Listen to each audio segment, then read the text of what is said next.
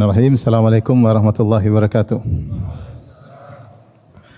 Alhamdulillahi ala ihsani wa syukru lahu ala taufiqihi wa amtinani. Asyhadu an la ilaha illallah wahdahu la syarika lahu ta'ziman li sya'ni wa asyhadu anna Muhammadan abduhu wa rasuluhu da'ila ridwani. Allahumma salli alaihi wa ala alihi wa ashabihi wa ikhwani.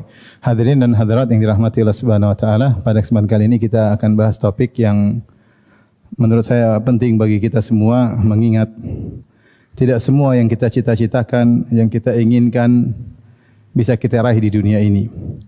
Karena dunia ini adalah darul ibtila, ya. Tempat untuk ujian, ya. Yang kalau kita mau semua terpenuhi itu di surga, ya. Cuma di surga. Di dunia ini yang kita inginkan sering atau terkadang tidak kita raih. Terkadang kita ingin sesuatu ternyata yang terjadi sebaliknya. Sebagaimana suatu kapal sedang berlayar ke arah utara, ternyata angin berhembus ke arah selatan. Oleh karenanya, kita harus punya mental untuk menerima hal-hal yang tidak sesuai dengan apa yang kita inginkan dan impikan. Dari sini kita tahu pentingnya pembahasan tentang topik kali ini, yaitu al-khair makhtarahullah. Yang terbaik adalah apa yang dipilih oleh Allah Subhanahu wa taala. Kita diajarin untuk husnudzon kepada Allah Subhanahu wa taala, bahwasanya Allah Subhanahu wa taala di antara nama-namanya adalah Al-Alim Al-Hakim, yang Maha mengetahui, yaitu di antaranya mengetahui yang terbaik bagi hambanya, dan Al-Hakim yang Maha bijak, yang tahu mana yang pas buat hambanya. Makanya ketika Nabi Yakub alaihissalam dikabarkan bahwasanya putranya Yusuf alaihissalam hilang entah ke mana, kemudian Binyamin ditangkap karena dituduh mencuri, kemudian kakak paling tua dari anak-anaknya tidak mau pulang. Maka Nabi Yakub berkata, "Fasabrun jamil," sabaran yang indah. "Asallahu ayyatiyani bihim jami'an." Semoga Allah datangkan mereka semua untukku, mempertemukan aku kembali dengan mereka. Innahu huwal alimul hakim. Sungguhnya Allah itu Maha Al-Alim, Maha mengetahui, dan Al-Hakim adalah Maha bijaksana. Bagaimana husnudzonnya Nabi Yakub alaihissalam kepada Allah Subhanahu wa taala? Dia mengetahui segala kepiluan, kesedihan yang terjadi semua dengan takdir Allah. Dan Allah Subhanahu wa taala Al-Alim dan Al-Hakim. Maka topik kita sebagaimana tadi saya singgung, al-khair makhtarahullah, atau al-khair khiratullah. Yang terbaik adalah pilihan Allah Subhanahu wa taala. Dalam Al-Qur'an ada beberapa ayat yang mengisyaratkan akan hal ini, seperti dalam surat Al-Baqarah kata Allah Subhanahu wa taala, "Kutiba 'alaikumul qitalu wa huwa kurhul lakum wa asa an takrahu syai'an wa huwa khairul lakum wa asa an tuhibbu syai'an wa huwa syarrul lakum wallahu ya'lamu wa antum la ta'lamun." Kata Allah Subhanahu wa taala, diwajibkan atas kalian untuk berperang, padahal perang itu dibenci oleh kalian. Maksudnya Allah jelaskan, manusiawi seorang tidak suka berperang. Dia tidak suka membunuh apalagi dibunuh. Ya, orang tidak suka sifat manusiawi tidak suka melukai orang lain, menumpahkan darah orang lain, apalagi dia sendiri juga terluka. Maka wajar jika kemudian ada ketidaksukaan dengan syariat perang. Tapi Allah katakan setelah itu, wa asa an takrahu syai'an wa huwa khairul lakum. Bisa jadi apa yang kau tidak suka ternyata baik bagimu. Dan benar, dengan adanya jihad yang Allah wajibkan kepada Nabi dan para sahabat, maka jadilah Islam menjadi negara yang luar biasa, yang menyebarkan keadilan di penjuru dunia, yang menyebarkan kebahagiaan di penjuru dunia, yang melawan kezaliman yang tersebar di alam semesta, menegakkan tauhid dengan menghilangkan kesyirikan. Semua itu di antara sebabnya adalah dengan berjihad di jalan Allah Subhanahu wa taala, yang seandainya tidak dilakukan oleh Nabi dan para sahabatnya, mungkin mereka selalu dikepung, selalu jadi bulan-bulanan oleh orang-orang zalimin, musyrikin maupun kafirin di zaman tersebut. Makanya Allah mengatakan, bisa jadi apa yang kalian benci ternyata baik bagi kalian. Bisa jadi apa yang kalian suka berleha-leha ternyata buruk bagi kalian. Wallahu ya'lamu, Allah yang tahu, wa antum la ta'lamun, kalian tidak mengetahui. Ini ayat pertama terkait dengan hal tersebut. Bahwasanya ada syariat yang menurut kita ternyata tidak menyenangkan. Tapi kalau dikerjakan ternyata efek positifnya sangat banyak. Seperti syariat jihad. Ya ini kita bisa kiaskan kepada hal-hal banyak. Banyak syariat yang mungkin tidak sesuai dengan hawa nafsu kita. Tapi kerjakanlah dengan ridha kepada syariat Allah, maka akan banyak efek yang baik, positif yang akan kita dapatkan. Ayat kedua dalam surat An-Nisa. Kata Allah Subhanahu wa taala tentang bermuamalah dengan istri, kata Allah, wa ashiruhunna bil ma'ruf. Pergaulilah istri-istri dengan cara yang ma'ruf, dengan cara yang baik, yaitu berakhlak yang mulia, sabar dengan mereka, memberi kebaikan kepada mereka, mengasihi mereka dan seterusnya.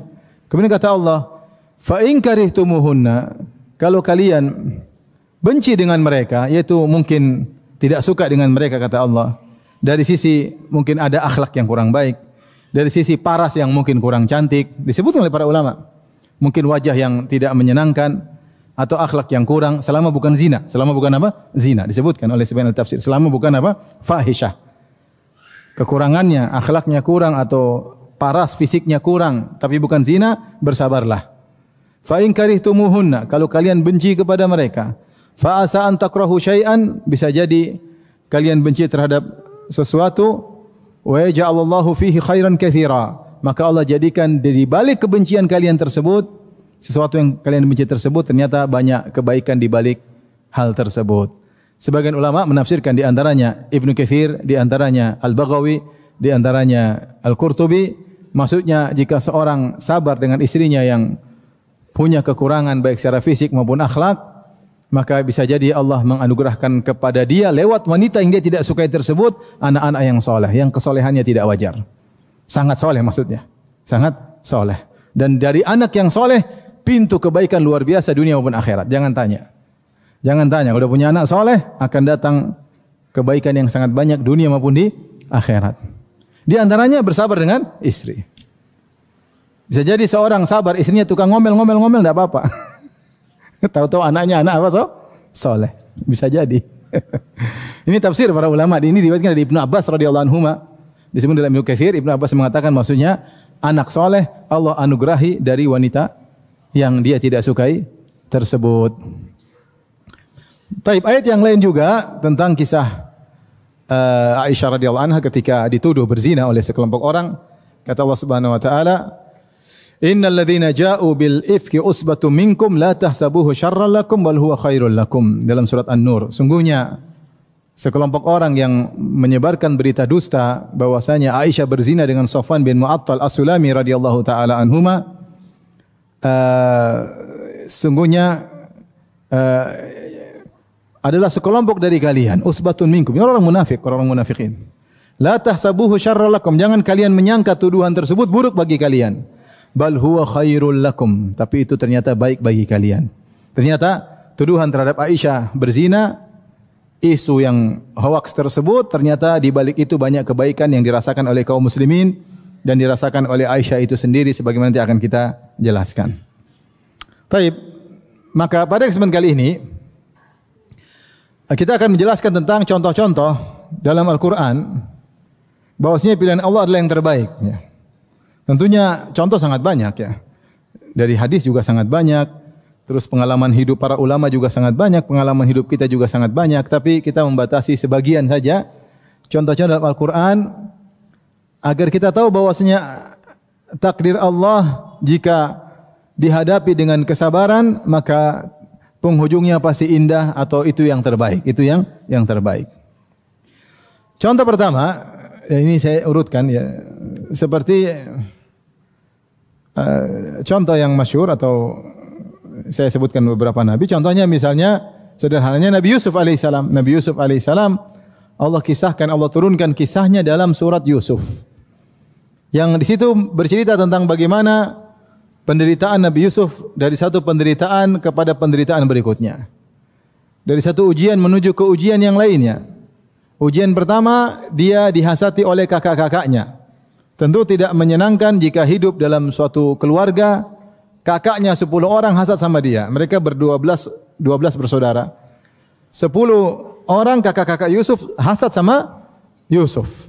Sehingga sifatnya tidak mengenakan kepada Yusuf. Sampai akhirnya 10 orang ini berniat jahat kepada Yusuf. Akhirnya Yusuf dibawa pergi untuk bermain-main, namun ternyata dibuka bajunya, lantas dimasukkan dalam sumur. Akhirnya Yusuf yang begitu disayangi oleh ayahnya, Nabi Yakub alaihissalam, akhirnya dia harus terpisah dari ayahnya dalam waktu yang lama. Ada yang mengatakan puluhan tahun, ada yang mengatakan sampai 40 tahun, ada yang 80 tahun, ada yang mengatakan belasan tahun. Wallahu alam. Tapi intinya Yusuf akhirnya terpisah dari ayahnya. Kakak-kakaknya tega membuang dia dalam sumur dengan dibuka bajunya, karena bajunya harus dilumuri dengan darah, ya, seakan-akan Yusuf dimakan oleh serigala. Maka Yusuf dimasukkan dalam sumur. Setelah dimasukkan dalam sumur, ada yang ambil air di sumur, tahu-tahu dapat Yusuf. Kata kakak-kakaknya, ini adalah budak kami, kalau mau beli silakan. Fasyarahu bi thamanin bakhsin darahima ma'dudah. Akhirnya Yusuf dijual. Yang jual siapa? Kakak-kakaknya. Uangnya diambil. Hasil jual beli adik mereka sendiri. Maka dia dijual sebagai seorang budak. Namanya budak milik orang lain. Disuruh tanpa digaji, itulah budak. Maka Yusuf diperbudak. Subhanallah, ujian berikutnya. Setelah itu punya cerita, akhirnya sebagaimana Allah sebutkan, Yusuf alaihissalam akhirnya dirayu oleh seorang Imra'atul Aziz yang konon namanya Zulaikha. Akhirnya dia menolak, akhirnya lama-lama dia dituduh melakukan keburukan, akhirnya dia dipenjara. Ujian berikutnya dia dipenjara. Dipenjara bertahun-tahun. Ternyata sampai akhirnya Allah berkehendak lain. Ternyata akhirnya raja bermimpi dan tidak ada yang bisa mentakwilkan mimpinya kecuali Nabi Yusuf alaihissalam, ya. Kisahnya menakjubkan, ya. Jadi subhanallah, ketika Yusuf dalam penjara karena dia berbuat baik, datanglah dua orang minta ditafsirkan mimpinya oleh Nabi Yusuf. Inna naraka minal muhsinin. Wahai Yusuf, kami memandang engkau termasuk orang-orang yang baik. Maka berikanlah kabar kepada kami, nabi'na bi ta'wilih. Berilah kabar kepada kami tentang tafsir mimpi kami. Akhirnya Yusuf tafsirkan, adapun amma ahadukuma fayaski rabbahu khamra wa ammal akhar fayuslab fata'kulu at-tayru min ra'sih qudiyal amru alladhi fihi tastaftiyan. Yang satu akan dibebaskan dari penjara, kemudian akan menjadi pelayan khusus raja yang akan menuangkan khamar kepada sang raja. Adapun yang satunya akan dihukum mati, kemudian disalib, kemudian burung-burung akan hinggap di kepalanya dan matok-matok kepalanya. Dan ternyata terjadi. Kemudian Yusuf berwasiat kepada orang yang akan menjadi pelayan raja. Wa qala alladhi dhanna annahu najim minhum adhkurni 'inda rabbik. Kata Yusuf, dia ikhtiar, berusaha. Wahai fulan, kau akan menjadi pelayan raja. Jangan lupa kalau kau sudah jadi pelayan raja, sebut-sebut aku di sisi rajamu tentang diriku. Maksudnya supaya dia dibebaskan dari penjara. Ya. Karena Yusuf telah menafsirkan mimpinya. Dia bilang, tolong udhkurni inda rabbik. Kalau kau sedang di sisi rajamu, sedang nuangkan, jadi sedang melayani, sebut-sebut cerita tentang aku. Maksudnya apa? Semoga saya dibebaskan. Subhanallah, ini disebutkan Yusuf sudah dipenjara 7 tahun. Kemudian dia menafsirkan mimpi tersebut. Maka kemudian ternyata Allah mentakdirkan orang ini lupa. Fa'ansahu syaitanu dzikra rabbih. Syaitan buat orang ini lupa, dia sudah jadi pelayan, dia lupa cerita tentang Yusuf. Syaitan bikin dia lupa dengan takdir Allah tentunya. Akibatnya apa dia lupa cerita? Falabitha fis sijni bid'a sinin. Akhirnya Yusuf penjaranya bertambah lagi. Ada yang bilang 7 tahun lagi di penjara. Harusnya 7 tahun. Seandainya orang ini cerita kepada raja tentang Yusuf, mungkin Yusuf nanti raja baik suruh dia keluar. Tapi karena dia lupa, akhirnya penjaranya jadi berapa? Tambah 7 tahun lagi. Jadi berapa tahun? 14 tahun. Setelah 7 tahun kemudian, ternyata di balik lupanya orang tersebut, raja akhirnya bermimpi. Inilah rahasia Allah Subhanahu wa taala. Raja bermimpi, inni ara sab'a baqaratin simanin ya'kuluhunna sab'an ijaf. Wa sab'i sumbulatin khudrin wa ukhra yabisat. Raja bermimpi ada 7 ekor sapi kurus makan 7 sapi gemuk, dan ada 7 bulir gandum yang hijau dan ada yang kering. Ya ayyuhal mala'u aftuni fi ru'yaya in kuntum liru'ya ta'burun. Wahai pembesar-pembesarku, ini mimpiku. Kalau ada yang bisa tafsirkan, tolong tafsirkan, karena mereka di zaman ini terkenal dengan tafsir mimpi. Mereka rupanya tidak bisa tafsir. Kemudian mereka beralasan, qalu adghatsu ahlam. Ini adalah carut-marut ya raja. Mimpi Anda tidak punya alur untuk kami tafsirkan. Wa manahnu bi ta'wil ahlami bi alimin. Kami tidak bisa menafsirkan mimpi yang ternyata tidak ada alurnya. Ketika itu baru pelayan baru ingat, ya Allah, ada Yusuf ahli tafsir. Ingatnya belakangan 7 tahun kemudian. Baru dia bilang, waddakara ba'da ummatin. Dia ingat setelah sekian tahun, ana unabbiukum bita'wilihi. Saya yang akan kabarkan tentang tafsir mimpi ini. Fa arsilun, biarkan saya pergi ke Yusuf. Baru dia datang kepada Yusuf, dia berkata, Yusufu ayyuhas siddiqu aftina. Wahai Yusuf, tolong kabarkan kepada kami tentang takwil raja. Mimpinya begini, takwil mimpi raja begini. Yusuf akhirnya tafsirkan. Subhanallah, akhirnya raja angkat Yusuf sebagai bangsawan, jadi menteri keuangan. Kenapa raja tahu? Ternyata orang-orang terdekatnya tidak bisa menafsirkan mimpi ini. Raja tahu Yusuf spesial karena hanya dia yang bisa menakwilkan apa? Mimpi. Saya tanya sama antum, seandainya Yusuf tidak dibuang oleh kakak-kakaknya, dia tidak bakalan jadi bangsawan, ya atau tidak? Tidak jadi bangsawan. Seandainya dia tidak dipenjara, dia tidak bakalan ketemu dengan pelayan raja tadi yang bakalan apa? Ya, orang yang diberikan jadi pelayan raja. Dia harus penjara dulu. Seandainya pelayan raja tidak lupa, kemudian dia cerita, Yusuf dibebaskan pulang lagi ke kampungnya, ke Palestina. Tapi dia dibikin lupa dulu. Bikin lupa sampai raja mimpi. Kemudian raja ketika menafsirkan mimpinya, ini pelayan masih lupa. Sampai akhirnya seluruh anak buah raja tidak bisa menafsirkan, baru dia ingat, oh iya ada yang bisa. Ini semua sudah Allah setting. Agar raja tahu bahwasanya hanya Yusuf yang bisa menafsirkan apa? Mimpi. Maksud saya, subhanallah, Yusuf alaihissalam setiap kondisi yang dia alami, dia tetap husnudzon kepada Allah, tetap berbuat ihsan. Makanya ketika dia bertemu dengan kakak-kakaknya, setelah dia buka kartunya, saya adalah seorang bangsawan, saya adalah Yusuf, dia berkata, innahu may yattaqi wa yasbir fa innallaha la yudhi'u ajral muhsinin. Siapa yang bertakwa dan bersabar, sungguhnya Allah Subhanahu wa taala tidak akan menyia-nyiakan pahala orang yang berbuat ihsan. Sehingga Yusuf dalam setiap kondisinya, ketika dimusuhi oleh kakak-kakaknya, ketika dibuang di sumur, ketika kerja jadi budak, ketika di penjara, dia tetap berbuat ihsan, tetap bertakwa, dan ternyata penghujungnya sangat indah. Ternyata ujian 1 plus ujian 2 plus ujian 3 plus ujian 4 dan seterusnya sama dengan kebahagiaan, sama dengan kebangsawanan yang diraih oleh Nabi Yusuf alaihissalam. Ini contoh Allah sebutkan dalam Al-Quran tentang bagaimana wa asa an takrahu syai'an wa huwa khairul lakum. Bisa jadi kau benci sesuatu ternyata lebih baik bagimu. Ya. Contoh berikutnya seperti kisah yang dialami oleh Ibrahim alaihissalam. Ibrahim alaihissalam ketika dia berdakwah, dia masih muda. Makanya disebutkan dalam surat Al-Anbiya, qalu sami'na fatan yadhkuruhum yuqalu lahu Ibrahim. Ketika Ibrahim hancurkan patung-patung, heboh.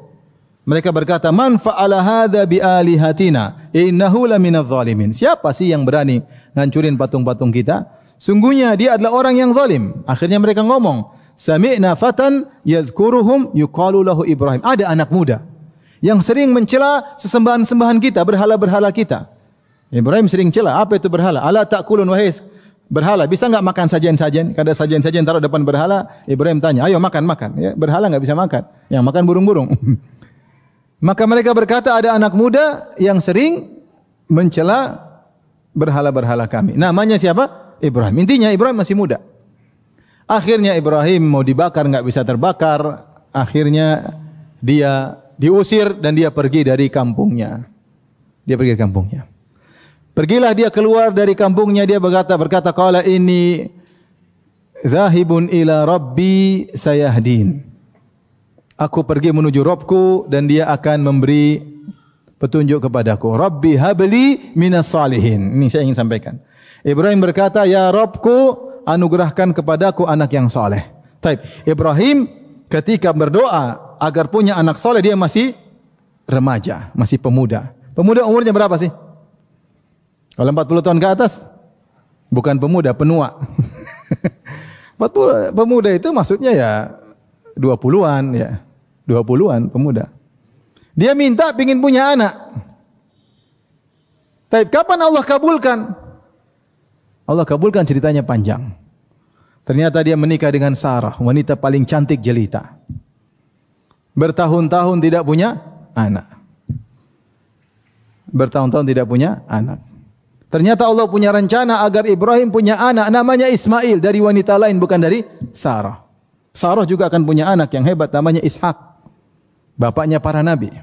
Tapi Allah punya rencana agar Ibrahim punya anak dari wanita lain yang harus akan tinggal di negeri Jazirah Arab namanya Ismail, yang akan punya keturunan namanya Muhammad. Caranya bagaimana? Allah bikin Ibrahim tidak punya anak.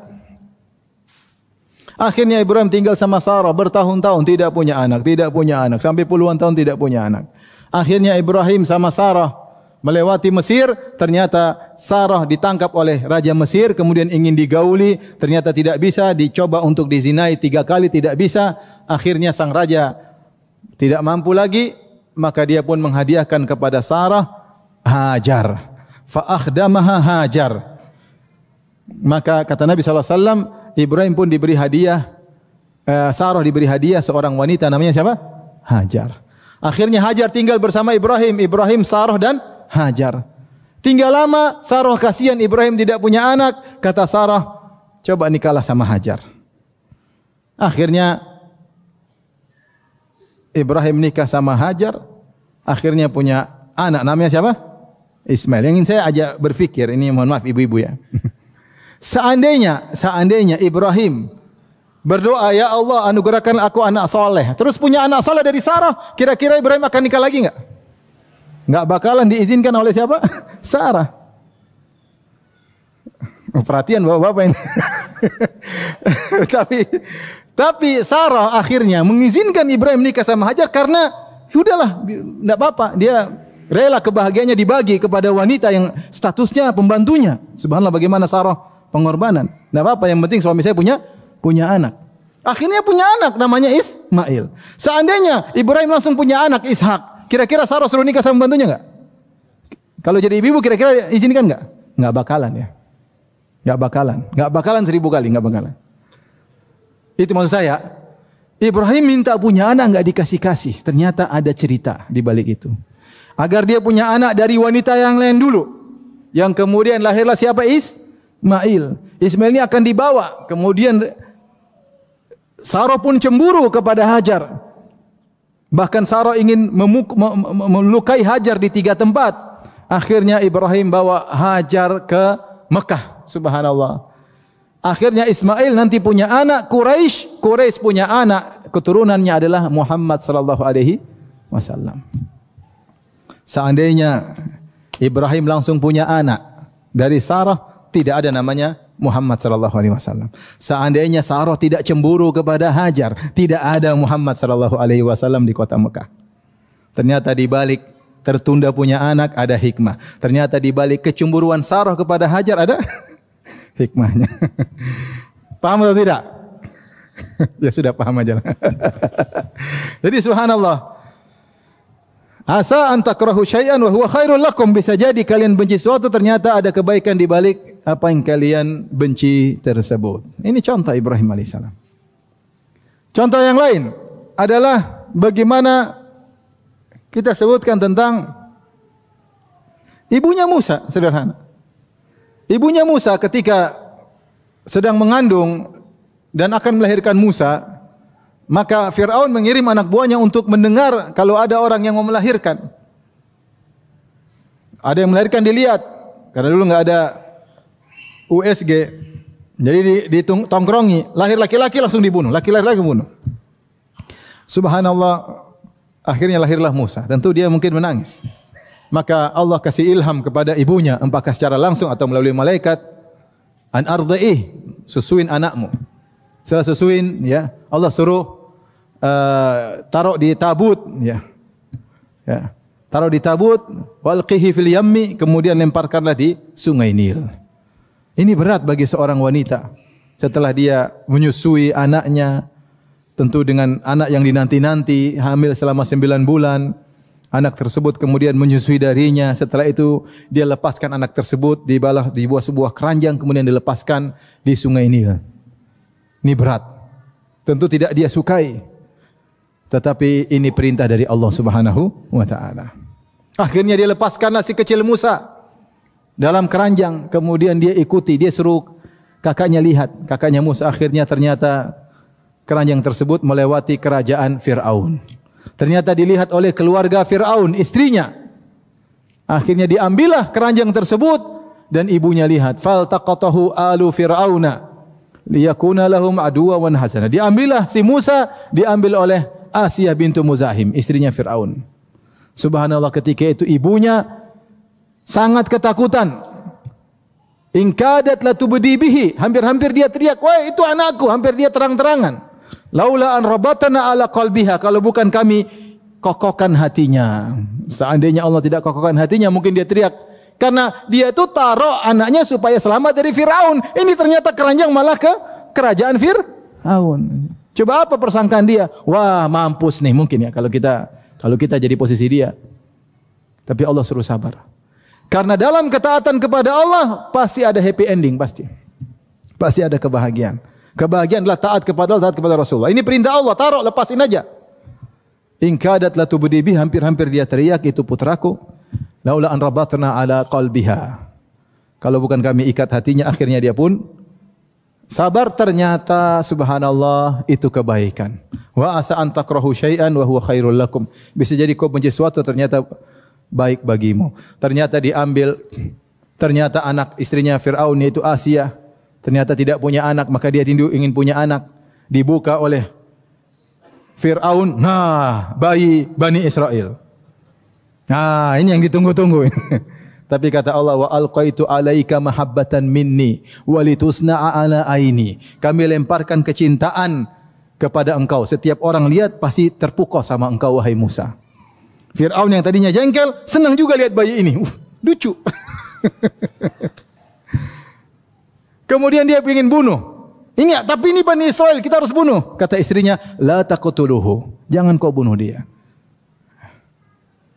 Jangan kau bunuh dia. Ya.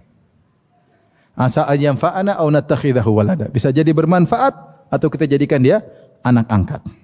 Subhanallah, Fir'aun yang biasanya bengis, jahat, kejam, hari itu patuh sama istrinya. Enggak katanya, enggak. Enggak jadi dibunuh. Subhanallah. Allah sudah atur semuanya. Akhirnya Musa diambil oleh Fir'aun sama istrinya. Kemudian tiba-tiba mereka sangat sayang kepada si anak ini. Ternyata anak ini kelaparan. Mereka carikan wanita yang menyusui. Wa haramna alaihil maradhi. Maka semua wanita yang menyusui, Musa tidak mau. Coba satu, enggak cocok. Rasa vanila, rasa coklat, semua enggak ada yang enak. Ini enggak ada yang suka.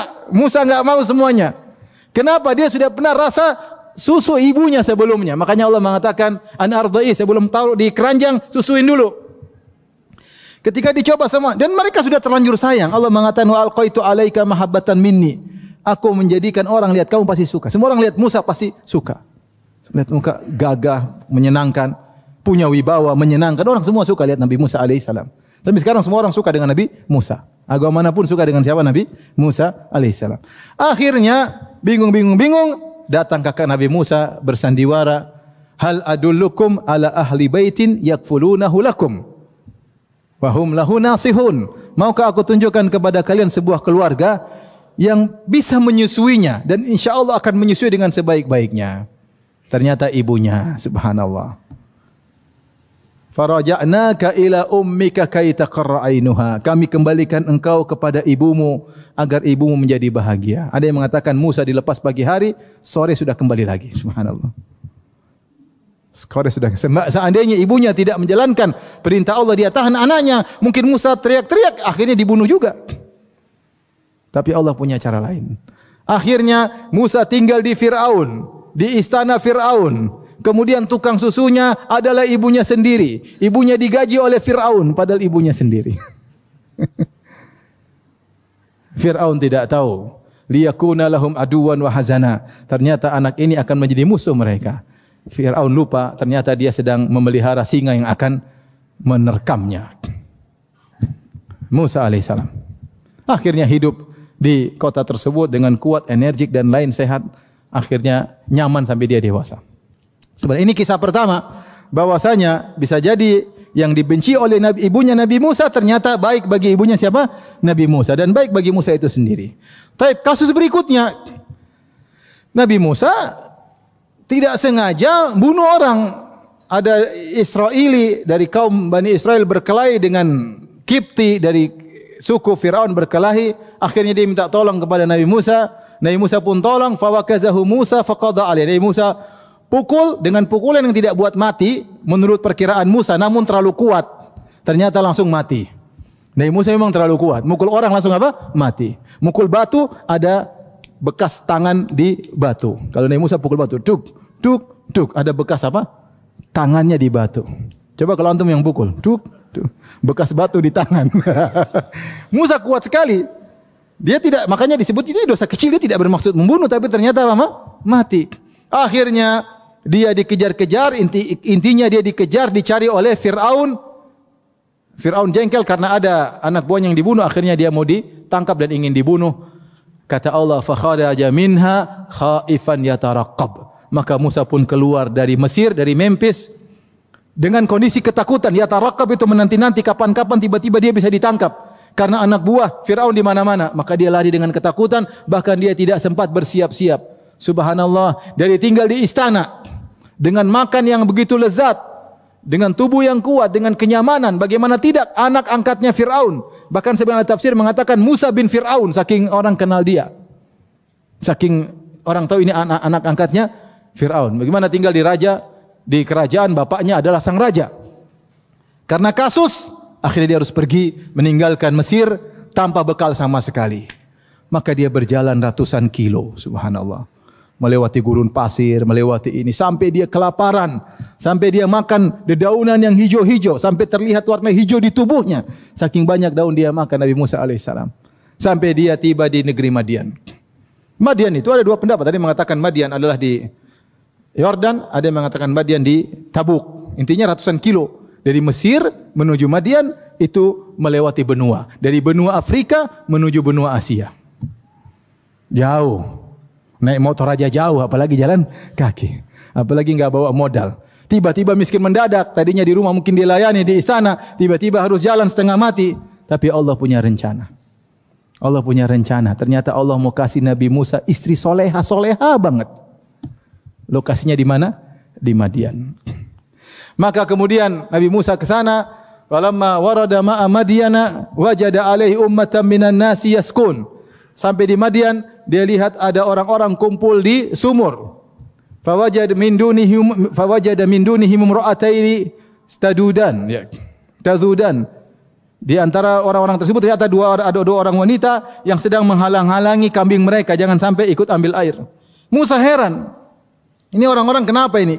Ada perempuan mau ambil air kok tidak ambil air, padahal harusnya kalau penduduk itu penduduk soleh, harusnya ladies first, itu tidak? Kenapa justru harusnya perempuan duluan, tapi malah diakhirkan? Akhirnya Musa datang kepada kedua wanita tersebut. Musa bertanya, ma khatbukuma? Kenapa kalian tidak ambil air? Qalata la nasqi hatta yusdira ri'a. Kami tidak mau ambil air sampai orang-orang semua pergi dulu. Tidak mau ikhtilat. Tidak mau campur laki-laki dengan perempuan, wanita soleha. Tidak mau tembus di antara barisan laki-laki. Minggir. Nunggu.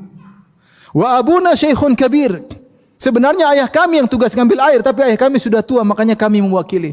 Dia pun tidak jalan bersih, jalan bersama saudarinya. Subhanallah. Fasaqalahuma. Kemudian Nabi Musa mengambilkan air. Kemudian thumma tawalla ila dhil. Kemudian dia pun berbaring di bawah sebuah pohon bersandar. Kelaparan, dia mengatakan, Rabbi, inni lima anzalta ilayya min khairin faqir. Ya Rabbku, aku butuh kebaikanmu. Sebagian ahli tafsir mengatakan, ya Allah, aku minta roti. Ini sudah ratusan kilo makan daun, ya Allah. Aku minta apa? Roti. Allah kabulkan. Maka akhirnya, faja'athu ihdahuma tamshi ala istihya'. Maka tiba-tiba dia lagi istirahat, datang seorang wanita jalan malu-malu. Subhanallah. Wanita soleh yang akan jadi apa? Istrinya. Datang malu-malu menunjukkan wanita tersebut pemalu. Musa lihat dari jauh. Wanita tersebut tersipu-sipu nutup wajahnya. Musa langsung tundukkan pandangan. Sebenarnya pada tafsir Ibnu Abbas meriwayatkan. Musa lihat dari jauh, kemudian ternyata wanita tersebut ditundukkan pandangan. Kemudian wanita tersebut berkata, Inna abi yadu'uka liyajziyaka ajra ma saqaita lana. Ayah kami mengundang engkau ke rumah untuk beri upah atas bantuan engkau mengambilkan air buat kami. Maka Nabi Musa pun berjalan menuju rumah bapak dari wanita tersebut. Allah mengatakan, tamshi ala istihya. Dia jalan dengan malu-malu. Ini wanita subhanallah tidak mau campur dengan laki-laki, sangat pemalu. Dia nutup wajahnya ngobrol ketika dengan Nabi Musa. Wahai Musa, ayah panggil, subhanallah. Nabi Musa kemudian berjalan di depan. Nabi Musa tidak, oh iya ya, ayah, iya. Ngobrol, gimana kabar? Ukhti umurnya berapa? Status enggak ada. Maka Nabi Musa jalan di depan, itu perempuan di belakang. Kalau belok kanan, perempuan itu lempar kerikil ke kanan agar Nabi Musa belok kanan. Kalau belok kiri, perempuan itu lempar kerikil. Dia tidak ngobrol di tengah jalan. Nabi Musa tidak mau perempuan jalan depan dia. Dia akan melihat lekuk tubuh wanita tersebut. Dia tidak mau. Dia tundukkan pandangan. Dia tidak mau. Maka dia jaga kehormatan wanita tersebut. Kata Musa, saya di belakang, saya di depan, kau di belakang. Musa depan, belok kanan, belok kiri, tinggal lempar kerikil. Bukan bergandengan kemudian ngobrol. Ya. Sampai sana kemudian ngobrol. Maka wanita berkata, ya abati istajirhu, wahai ayahanda, pekerjakanlah Musa. Inna khairu man istajartal qawiyul amin. Sungguhnya orang yang paling berhak jadi pekerja, yang paling baik adalah yang kuat dan terpercaya. Dari mana wanita yang tahu Musa kuat? Tahu karena Nabi Musa buka itu tutup sumur besar yang bisa angkat 8 orang, Musa angkat sendiri. Neng. Orang lain 8 orang, dia sendiri. Yang kedua dari mana amanah? Tahu Nabi Musa amanah sama perempuan. Tidak ngobrol ngalor ngidur sama 2 perempuan tadi. Ketika jalan berdua juga dia amanah. Dia tidak melihat wanita tersebut dari jauh, dia segera tundukkan pandangan. Ini wanita lelaki seperti ini amanah. Sama wanita amanah. Maka paling berhak untuk kau pekerjakan. Ternyata calon bapak mertuanya pun menawarkan, maukah aku nikahkan engkau dengan salah satu dari 2 putriku. Ya tadi, putri yang tadi. Akhirnya menikahlah Nabi Musa dengan wanita yang sangat soleha. Subhanallah. Siapa yang bisa tahu ini wanita ratusan kilo dari Mesir, tapi dia jaga dirinya, dia soleha. Ternyata Allah takdirkan akan datang suaminya dari tempat jauh. Seorang Nabi Musa alaihissalam. Wa asa an takrahu syai'an wa huwa khairul lakum. Bisa jadi kau benci sesuatu, ternyata lebih baik bagimu. Musa diusir, dikejar-kejar, harus kabur, ketakutan. Ternyata Allah inginkan dia menikah dengan seorang wanita soleha di tempat yang jauh. Di tempat yang jauh, dan kemudian Allah suruh dia jadi penggembala kambing sampai 10 tahun. Ternyata dia disiapkan menjadi seorang rasul setelah itu.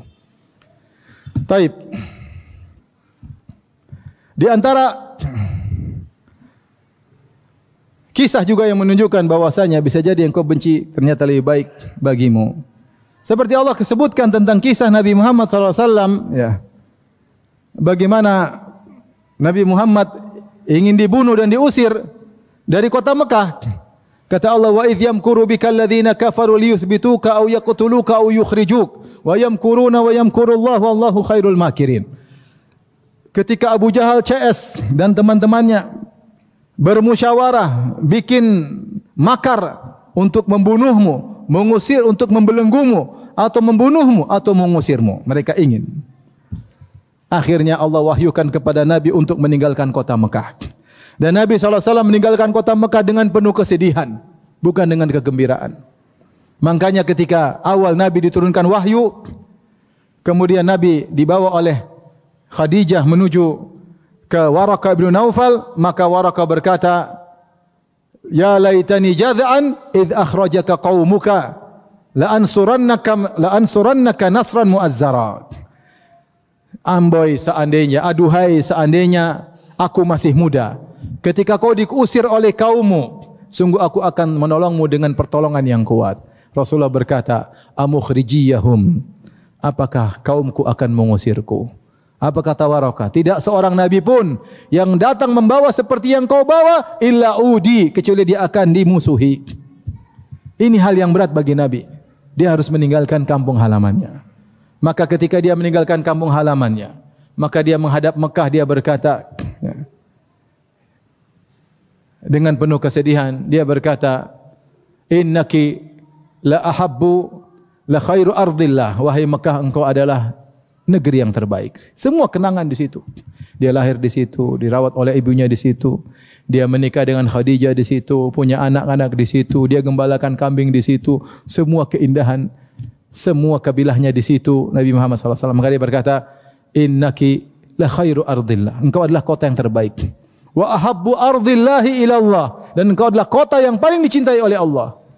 Laula anna qaumaki akhrajuni ma kharajtu minki. Kalau bukan kaummu mengusirku wahai Mekah, aku tidak akan pergi darimu. Subhanallah. Nabi pergi dengan penuh kesedihan meninggalkan kota Mekah. Sampai di kota Madinah, Rasulullah berdoa, ini tempat baru. Kata Rasulullah, Allahumma habib ilainal madinata ka hubbina Makkah au asyad. Ya Allah, jadikanlah kami cinta kepada kota Madinah sebagaimana kecintaan kami kepada kota Mekah atau lebih daripada itu. Sampai akhirnya Allah kabulkan. Rasulullah lebih cinta kepada kota Madinah. Tapi maksud saya Rasulullah pergi meninggalkan semua nostalgia, semua keindahan, semua harta dia tinggalkan. Tetapi wa asa an takrahu syai'an wa huwa khairul lakum. Bisa jadi kau benci sesuatu ternyata lebih baik. Ternyata Rasulullah dengan berhijrah, maka dia ingin kota Madinah. Akhirnya dia menaklukkan kota Mekah dan akhirnya melakukan kota-kota banyak di Jazirah Arab, bahkan sampai ekspansi menuju Persia dan Romawi dan seterusnya. Dengan meninggalkan kota yang sangat dia cintai. Di antara cerita yang Allah sebutkan dalam Al-Quran adalah tentang perang Badar. Kata Allah Subhanahu wa taala, "Idz ya'idukumullah wa idz ya'idukumullahu ihdat ta'ifataini annaha lakum wa tawadduna anna ghayra dzati syaukati takunu lakum."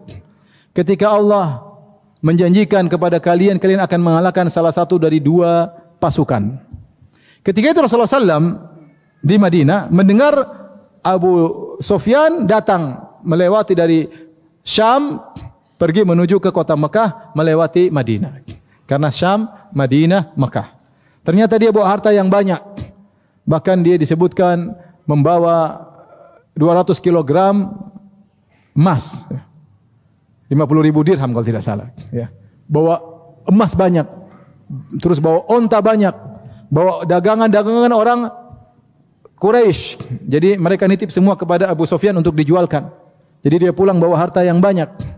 Dan yang mengawali Abu Sufyan cuma sekitar 40 orang, sedikit. Maka Nabi SAW bawa, ayo kita berangkat, kita ambil harta tersebut. Ya, karena mereka selama waktu di Mekah, mereka ngambil harta kita, mereka bunuh kita ambil, tidak ada masalah. Ini musim perang. Musim perang jangankan harta, orang pun boleh dibunuh. Maka sahabat semangat berangkat, bahkan ada yang minta izin. Ya Rasulullah, saya pulang ambil onta. Kata Rasulullah, enggak usah. Ini cuma sedikit. Yang enggak punya onta enggak usah. Yang ada, yang siap aja langsung jalan. Karena yang siap aja langsung jalan, maka yang berangkat cuma 315 atau 319 orang. Ketika mereka menuju ke Badar, ternyata Abu Sufyan dengar Rasulullah SAW dan pasukannya berjalan menujunya. Maka akhirnya Abu Sufyan kirim surat kepada Abu Jahal. Akhirnya Abu Jahal dengan sombongnya, bataran, sombong dan angkuh, wari'a'an nas, dan ingin riak kepada seluruh kabilah-kabilah Arab.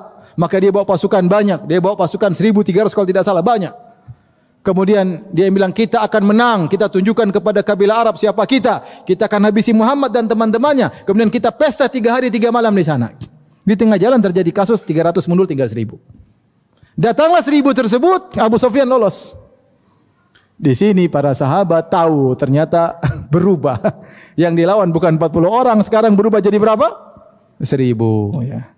Kama akhrajaka rabbuka min baitika bil haqq wa inna fariqam minal mu'minina lakarihun yujadilunaka fil haqqi ba'da ma tabayyana ka'annama yusaquna ilal mauti wa hum yanzurun. Kata Allah, ketika Allah keluarkan engkau menuju ke pasukan Abu Jahal 1.000 orang. Wa inna fariqam minal mu'minina lakarihun, sebagian orang tidak suka. Waduh, gimana ya Rasulullah? Yujadilunaka fil haqq. Bahkan mereka diskusi, ya Rasulullah, katanya kita mau lawan 40 orang pasukan Abu Sufyan. Sekarang kok jadi 1.000? Mereka tidak ingin.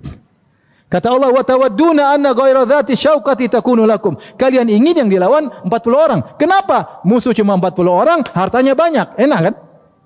40 bunuh semua, dapat 200 kg emas. Menyenangkan atau tidak? Menyenangkan. Lawan 1.000, ada Abu Jahal. Pasukan lengkap, full power, repot. Gimana?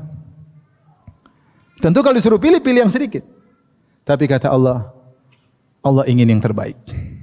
Akhirnya mereka bertemu dengan Abu Jahal, perang, akhirnya kaum Quraisy kalah sehingga tersebut dengan Yaumal Furqan. Maka ketika itu ternyata dampaknya luar biasa. Secara harta, akhirnya kaum muslimin juga dapat harta. Karena ada sekitar 70 orang ditawan dan siapa yang mengambil harus tebus dengan harta. Sehingga harta juga dapat. Kemudian sum'ah,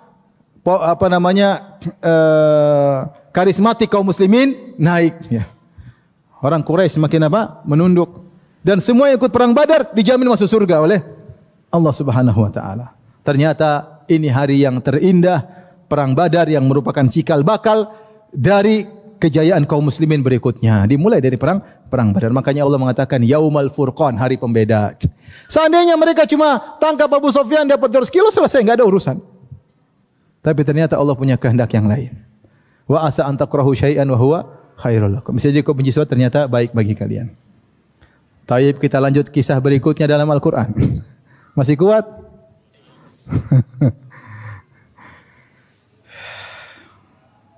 Tadi mulai jam berapa? Taib, kisah berikutnya adalah tentang kisah Aisyah radhiyallahu anha. Tadi sudah saya singgung di awal pengajian. Aisyah radhiyallahu anha dituduh berzina oleh Safwan bin Mu'attal As-Sulami. Yang tuduh adalah Abdullah bin Ubay bin Salul dan sekelompok orang. Bahkan sebagian kaum muslimin terprovokasi ikut-ikutan tuduh. Di antaranya adalah Mistah, di antaranya Hamnah bin Jahshin, di antaranya adalah Hasan bin Thabit, penyair Rasulullah sallallahu alaihi wasallam. Mereka ikut-ikutan nuduh. Akhirnya mereka dicambuk. Tapi isu hoaks luar biasa. Sampai suatu yang berat dialami oleh Nabi, dialami oleh Aisyah.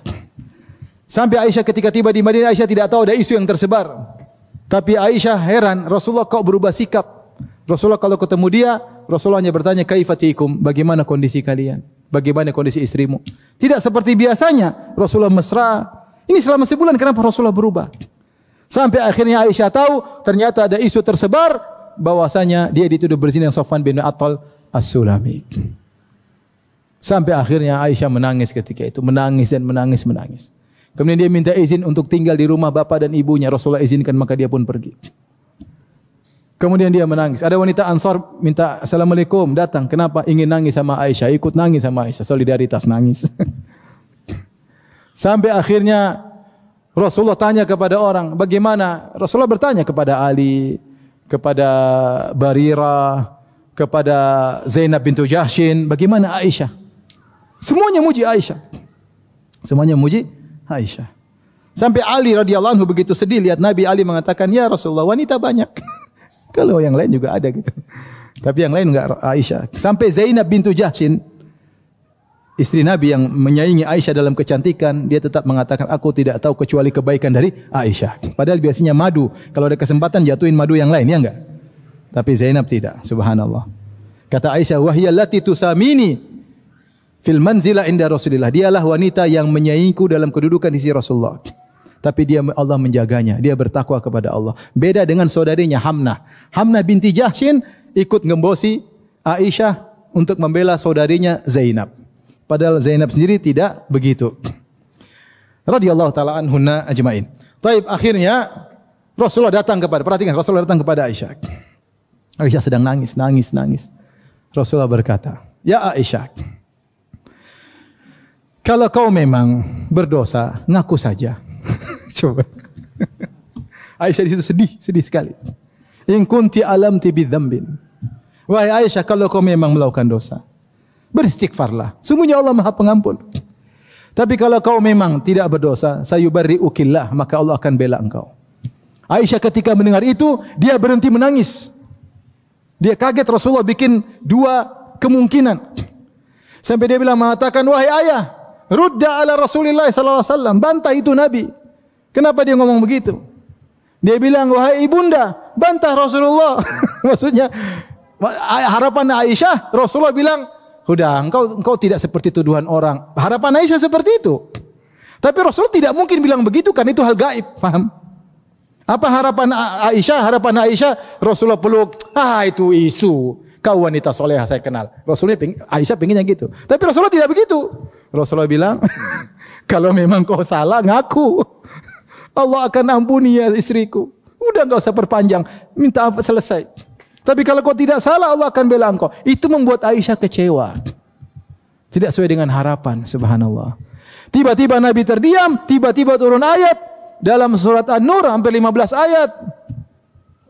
Allah bela Nabi, Allah bela Aisyah. Sampai turun ayat terakhir, al-khabithatu lil-khabithin wal-khabithuna lil-khabithat wat-tayyibatu lit-tayyibin wat-tayyibuna lit-tayyibat ulaika mubarrauna mimma yaqulun lahum maghfiratun wa rizqun karim.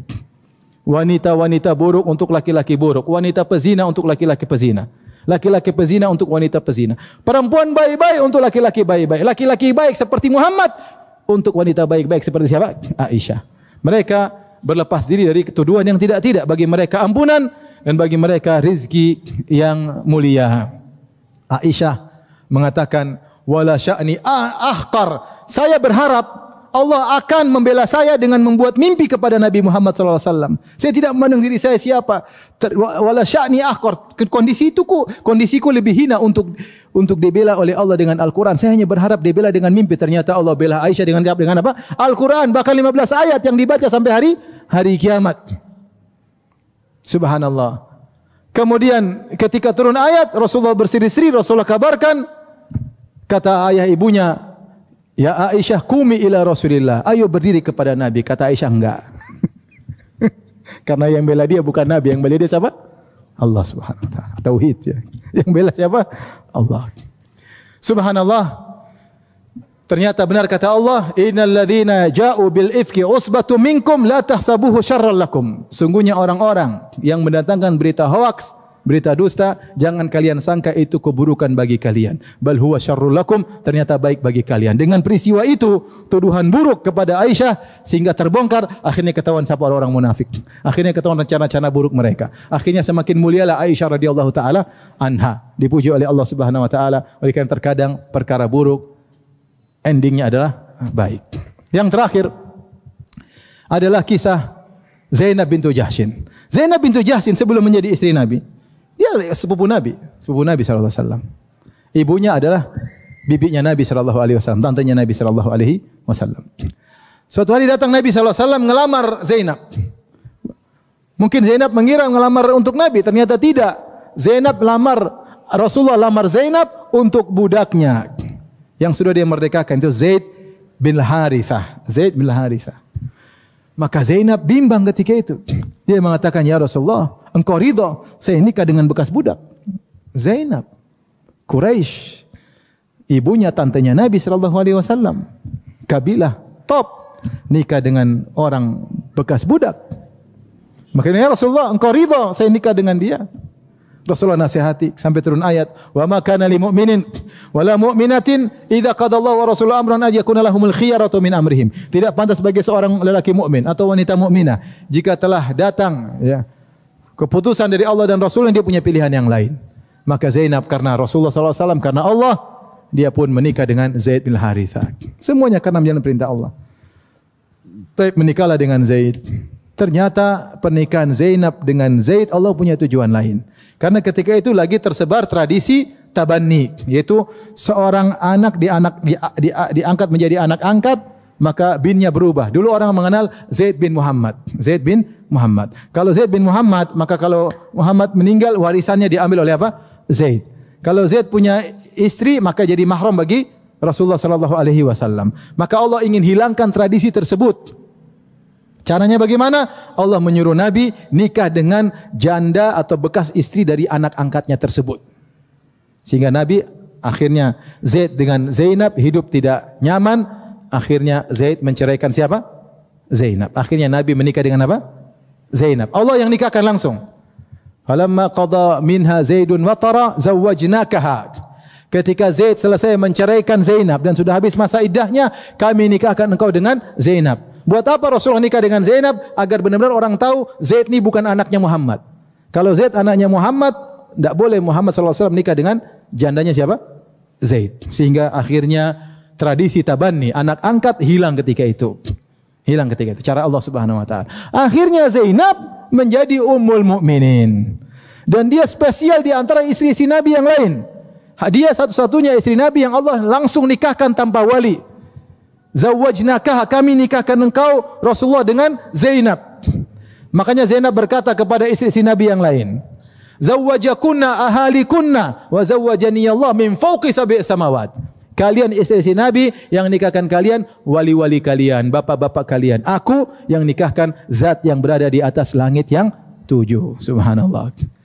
Wa asa an takrahu syai'an. Bisa jadi kau benci sesuatu, ternyata lebih baik. Ketika Zainab nurut kepada Nabi, nikah dengan Zaid, ternyata salah satu dari rangkaian skenario yang ujungnya dia akan menikah dengan siapa? Rasulullah sallallahu alaihi wasallam. Jadilah dia mulia, pasti masuk surga, karena istri-istri Nabi pasti masuk surga. Tapi ini di antara kisah-kisah dalam Al-Quran, itu kisah-kisah ini banyak, kisah-kisah tentang yang bisa jadi seorang benci sesuatu yang lebih baik, sangat banyak sekali. Baik, di penghujung pengajian ini saya ingin sampaikan. Kita tahu Allah sebutkan dalam kisah ketika Nabi Musa bertemu dengan Nabi Khadir. Ya. Ketika Nabi Musa minta izin untuk menuntut ilmu sama Khadir, Khadir berkata, innaka lan tastati'a ma'iya sabra. Kau tidak bisa sabar denganku. Wa kaifa tasbiru ala ma lam tuhitu bihi khubra. Bagaimana kau sabar kalau kau tidak tahu hakikat sesuatu? Qala satajiduni insyaallahu sabira wa la a'silaka amra. Kata Musa alaihissalam, wahai Khadir, engkau dapati aku sabar insyaallah. Tapi Khidir sudah kasih peringatan, engkau tidak sabar karena engkau tidak tahu hakikat. Apa yang terjadi di balik itu? Tidak tahu hikmah. Berjalanlah. Mulailah. Kemudian fantalaqa hatta idza raqiba fis safinati kharaqaha. Naiklah mereka di atas kapal. Ketika mereka naik, orang-orang kenal Khadir karena Khadir tinggal di situ. Mereka tidak kenal Musa karena Musa dari Bani Israel. Mereka tahu Khadir orang baik, akhirnya digratisin. Naik kapal gratis. Karena ada orang soleh naik gratis. Ketika semua sudah pulang, Khadir turun dari kapal, dia rusakin itu kapal. Maka Musa heran. Bagaimana? Kok kharaqaha. Qala kharaqataha bitughraka ahlaha. Laqad ji'ta syai'an nukra. Laqad ji'ta syai'an imra. Wahai Khadir, kenapa kau rusakin kapal? Nanti orang bisa tenggelam. Sungguh kau telah melakukan perkara yang tidak benar. Kata Khadir, alam aqul innaka lan tastati'a ma'iya sabra. Kan saya sudah bilang kau tidak sabar. Kata Khadir, kata Musa, la tu'akhidni bima nasitu. Jangan kau hukum aku karena saya lupa. Sudahlah. Lanjut lagi. Fantalaqa hatta idza laqiya gulaman faqatalah. Mereka berjalan dua, tiba-tiba ada anak kecil lagi main-main. Khadir panggil, Khadir bunuh anak tersebut. Musa marah. Kemungkaran, anak kecil dibunuh. Aqatalta nafsan zakiyatan bighairi nafsin laqad ji'ta syai'an nukra. Wahai Khadir, kenapa kau bunuh anak yang tidak punya salah? Dia tidak pernah bunuh orang, kenapa kau bunuh? Sungguh kau telah melakukan kemungkaran. Kali ini Nabi Musa tidak lupa, tapi dia memang lagi gairahnya lagi bergerak. Khadir berkata, alam aqul laka innaka lan tastati'a ma'iya sabra. Saya kan sudah bilang, kau tidak bakalan apa? Sabar. Sampai akhirnya setelah itu peristiwa ketiga, akhirnya Khadir cerita hakikat dari itu semua. Ternyata ini perintah Allah. Amma safinatu fakanat limasakina ya'maluna fil bahar. Adapun perahu yang kita tumpangi itu dimiliki oleh para pelaut, nelayan yang mereka miskin-miskin. Fa aradtu an na'ibaha. Saya ingin rusak perahu tersebut. Kenapa saya rusak kapal mereka? Wa kana wara'ahum malikun ya'khudhu kulla safinatin ghasba. Karena nanti akan datang raja, pilih perahu-perahu yang bagus, kapal-kapal bagus dirampas. Saya rusak biar tidak dirampas oleh raja. Subhanallah. Taib, ini perumpamaan dari Allah. Ada kapal dirusak. Ternyata di balik itu ada kebaikan. Ini sampel aja. Sebenarnya kapal ini bisa jadi, kalau kita aplikasikan dalam kehidupan, bisa jadi anak kita yang luka. Bisa jadi anak kita yang durhaka. Bisa jadi anak kita yang cacat. Bisa jadi istri kita yang rewel. Itu kapal. Ini kapal cuma sampel doang. Seandainya dia tidak tukang rewel, mungkin nasib kita berbeda. Kalau seandainya anak kita tidak cacat, mungkin dia besar, mungkin dia entah jadi apa. Tapi memang sulit. Nabi Musa saja sulit menerima karena hikmahnya dia tidak tahu. Lebih lagi anak tadi, ada anak dibunuh. Akhirnya Nabi Khadir cerita, wa ammal gulamu fakana abawahu mu'minaini fakhashina ayyurhiqahuma tughyanan wa kufra fa aradna ayyubdilahuma khairan minhu zakata wa aqraba ruhma. Adapun anak yang saya bunuh tersebut, kedua orang tuanya mukmin. Kalau dia besar, kedua orang tuanya sangat sayang kepada anak ini, mungkin anak satu-satunya, sangat sayang. Maka akhirnya anak ini bisa menjerumuskan kedua orang tuanya kepada kekufuran atau kemaksiatan. Maka saya ingin Allah ganti dengan anak yang lain, yang lebih baik, lebih soleh dan lebih sayang kepada kedua anaknya. Itu hikmahnya. Dan di akhir kata Nabi Khadir, wa ma fa'altuhu an amri. Saya tidak melakukannya karena saya, tapi Allah yang suruh. Kita kalau secara logika susah lihat anak seperti ini. Tapi kita, jadi maksud saya begini, kata Ibnul Qayyim, banyak dalam kehidupan ini permasalahan tidak bisa kita mengerti apa hikmahnya di balik itu semua. Maka ingatlah tentang kapal dan anak tersebut. Yang seandainya Allah berikan apa yang kita sukai, endingnya belum tentu indah. Terkadang Allah berikan yang tidak kita sukai karena di balik itu ada keindahan. Kita enggak tahu. Ya. Disitulah kita disuruh untuk beriman bahwasanya Allah Maha Bijak. Inilah iman seseorang. Kita beriman tentang sesuatu yang terjadi, kita ridha meskipun kita enggak tahu apa hikmahnya. Karena terkadang ada yang Allah buka, terkadang ada yang Allah tidak buka hikmahnya. Tapi alhamdulillah banyak Allah buka hikmahnya. Kita renungkan dalam kehidupan kita. Oh ya, dulu kalau saya begini mungkin saya sudah begini. Ternyata saya begini, ternyata begini. Kalau kita merenungkan banyak sekali. Yang tidak bisa kita renungkan, kata Ibnu Qayyim, kau tidak bisa renungkan apa balik hikmahnya, ingatlah kisah Nabi Musa. Yang juga tidak bisa direnungkan hikmahnya oleh Nabi Musa alaihissalam. Tapi kau ridha dan percaya bahwasanya Allah maha baik. Kalaupun ujungnya menurut kamu tidak happy ending, kamu sakit akhirnya meninggal, ingat hadis Nabi SAW. Man yuridillahu bihi khairan yusib minhu. Siapa yang Allah ingin kebaikan baginya, Allah kasih musibah. Ya. Idza ahabba qauman ibtalahum, kata Nabi SAW, jika Allah mencintai suatu kaum, Allah uji mereka. Nabi SAW bersabda, yawaddu ahlul afiyah hina yu'ta yaumal qiyamati hina yu'ta ahlul bala ats-tsawab. Lau anna juludahum kanat qurridat fid dunya bil maqarid. Ketika di hari akhirat Allah kasihkan pahala kepada orang-orang yang mungkin masuk surga. Ada orang-orang yang dulu hidup nyaman di dunia, kaya raya, mungkin terkenal, mungkin nyaman, dan ada orang yang dulu susah hidupnya di dunia. Ternyata pahala yang diberikan kepada orang yang susah, yang menderita, pahala yang sangat besar. Ketika orang-orang yang nyaman hidupnya di dunia lihat pahala besar bagi orang yang susah hidupnya di dunia, mereka berangan-angan, coba saya dikembalikan lagi di dunia, kemudian disiksa dengan digunting-gunting kulit saya dengan besi, supaya saya dapat pahala yang banyak. Ini kalau sudah buntu, kita enggak bisa mikir tentang hikmah. Yakinlah bahwasanya di balik ujian tersebut pahala sangat apa? Sangat besar. Tapi pasti ada hikmahnya. Makanya saya bilang, yang terbaik adalah pilihan Allah bagi orang yang bersabar. Yang terbaik adalah pilihan Allah bagi orang yang bersabar. Kalau tidak bersabar, maka bisa jadi tidak baik. Maka tugas kita adalah sabar. Kalau bisa ridha, itu lebih baik. Kita ridha. Innahu huwal alimul hakim. Sungguhnya Allah Maha mengetahui dan Allah Maha bijak. Allah tahu saya siapa. Allah Maha bijak. Allah Maha adil. Allah sayang sama saya. Allah akan berikan yang terbaik bagi saya. Yang penting saya bersabar. Maka di antara ibadah yang agung adalah ridha. Maka berkata seorang ulama, saya bacakan indah sekali. Dia berkata, ya. Saya bacakan. Qala Abdul Wahid bin Zaid. Berkata Abdul Wahid bin Zaid, ar-ridha billahil ar-ridha babullahil a'zam. Keridhaan adalah pintu terbesarnya Allah Subhanahu wa taala. Itu pintu paling luas membawa rahmat. Wa jannatud dunya, itu adalah surga dunia. Orang yang ridha dia masuk surga dunia, dia bahagia. Wa musarahul arifin, dia tempat istirahatnya orang-orang yang arif billah, yang tahu tentang Allah, dia akan istirahat dengan keridhaan. Wa sirajul abidin, dia adalah lentera bagi orang-orang yang ahli ibadah. Wa hayatul muhibbin, itu adalah kehidupan bagi orang-orang yang mencintai Allah Subhanahu wa taala. Wa naimul abidin, dan dia adalah kenikmatan bagi orang-orang yang suka beribadah. Wa qurratu a'yunil mushtaqin, dan adalah kesegaran pandangan, keindahan pandangan bagi orang-orang yang merindukan surga Allah Subhanahu wa taala. Jadi kalau ingin bahagia, ridha. Ridha itu derajat di atas daripada sabar. Kalau sabar masih grundel, kalau ridha, insyaallah yang terbaik. Insyaallah yang terbaik.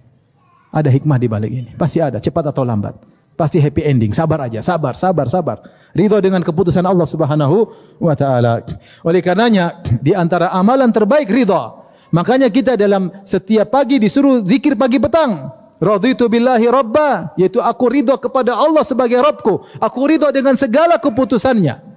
Aku ridha dengan takdirnya. Itu ridha. Kata Nabi SAW, "Dzaqa ta'mal iman," akan merasakan indahnya iman. Man radhiya billahi rabba, siapa yang ridha Allah sebagai Tuhannya, ridha Allah memutuskan keputusan untuknya. Kalau dia ridha, dia akan merasakan manisnya iman. Dia akan bahagia. Dzaqa ta'mal iman, akan merasakan manisnya iman. Siapa? Man radhiya billahi rabba, siapa yang ridha Allah sebagai Rabbnya, ridha dengan keputusannya. Kalau enggak ridha, susah manisnya iman. Makanya kita setiap pagi, zikir pagi petang, petang kita baca raditu billahi rabba wa bil islami dina wa muhammadin rasulullah. Bahkan di antara zikir habis azan, ini zikir yang sering dilupakan dalam Sahih Muslim.